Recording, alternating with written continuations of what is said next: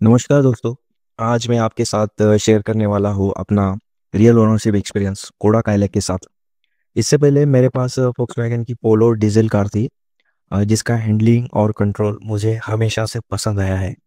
इसी वजह से मैंने जब अपग्रेड करने की बारी आई तो मैं चाहता था कि नए कार में भी वही ड्राइविंग प्लेजर मिले और वही कॉन्फिडेंस मुझे दिखाई दिया स्कोडा काइलैक में। अब दोस्तों, इस कार को मेरे पास 7-8 महीने हो चुके हैं और अप्रोक्स 7,000 किलोमीटर्स इसको ड्राइव कर चुका हूँ। हाईवेज पे, घाट सेक्शंस पे, कच्ची सड़कें पे और हेवी सिटी ट्रैफिक में सब एक्सपीरियंस किया है।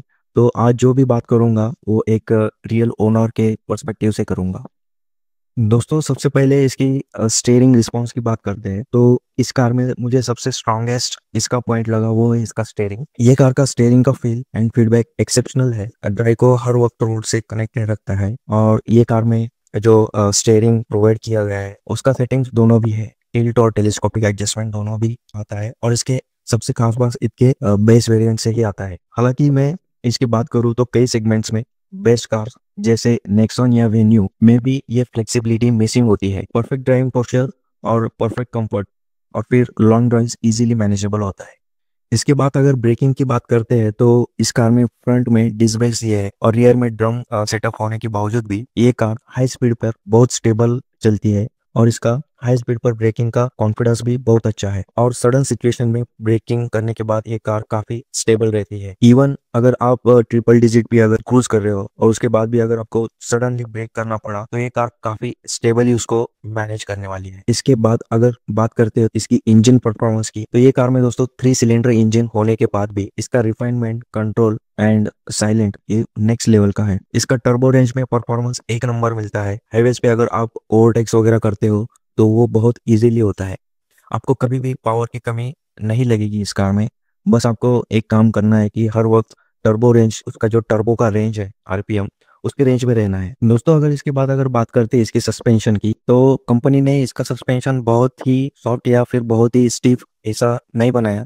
इसका सस्पेंशन मिड पे रखा है, ना ज्यादा सॉफ्ट और ना ज्यादा स्टीफ। और रफ पैचेस पे भी इसका जो सस्पेंशन है वो एकदम स्टेबल रहता है। अगर रास्ते में अगर सडन पॉट होल भी अगर आ जाए तो स्टीयरिंग और इसका कंट्रोल मेंटेन रहता है। ये क्लियरली यूरोपियन डीएनए का फील करवाता है। दोस्तों अगर एक कार में अगर देखना हो तो उसका हम स्टीयरिंग परफॉर्मेंस देखते हैं, उसका ब्रेकिंग परफॉर्मेंस देखते हैं और उसका इंजन का परफॉर्मेंस देखते हैं। साथ ही में उस कार में कंफर्ट और उसका कंट्रोलिंग, ये दोनों परफेक्टली अगर मैच हो रहे हैं तो उस कार के साथ हमें जाना चाहिए। ठीक है, और ये मैं नहीं कहूंगा कि ये कार एकदम परफेक्ट है। इस कार के भी कुछ नेगेटिव पॉइंट्स है।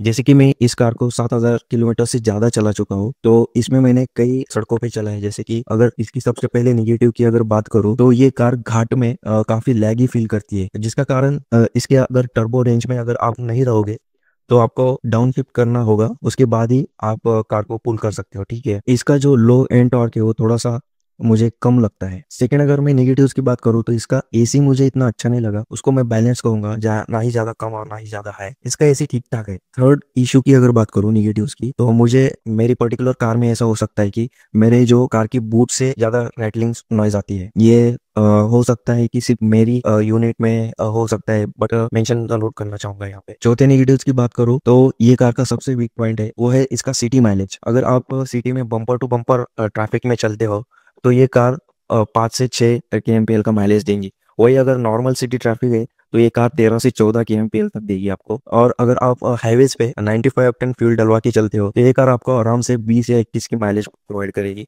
अगर आपकी cruising speed 70 to 85 kilometre per hour है। दोस्तों, अगर फाइनल वर्डिक्ट की अगर बात करी जाए तो स्कोडा काइलैक एक प्योर ड्राइवर्स की कार है। इसके जो पॉजिटिव पॉइंट्स है, इसका स्ट्रॉन्ग परफॉर्मेंस, इसका जो स्टीयरिंग का जो फील है वो रोड से कनेक्टेड रहता है आपको, और इसकी जो हैंडलिंग है वो एकदम शार्प और बैलेंस आएगी।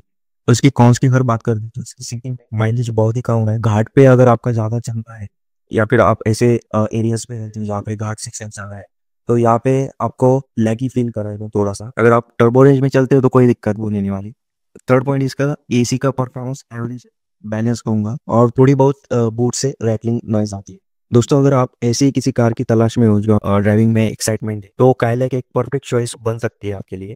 अगर आपको मेरे वीडियो से हेल्प मिलती है तो इस वीडियो को जरूर लाइक करो और चैनल को सब्सक्राइब करना मत भूलिएगा। अगर कोई सवाल हो स्कोडा काइलैक के बारे में तो नीचे कमेंट में जरूर करें, और मिलते हैं नेक्स्ट किसी ऐसी इंटरेस्टिंग वीडियो में। Till then drive safe and keep exploring. Bye bye.